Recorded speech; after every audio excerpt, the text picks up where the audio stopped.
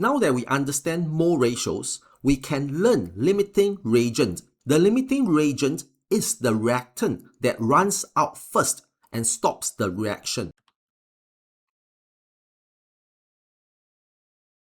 Let's use the same reaction from the previous video. Hydrogen reacts with oxygen to form water. Suppose we have 5.0 mole of hydrogen and 2.0 mole of oxygen. Which reactant is limiting?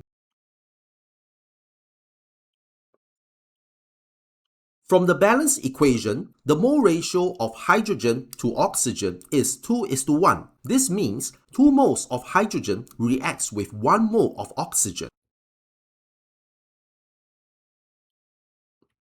Now, compare the amounts. If we have 2.0 mole of oxygen, it needs 4.0 mole of hydrogen to react completely. But we actually have 5.0 mole of hydrogen, so there is more than enough hydrogen.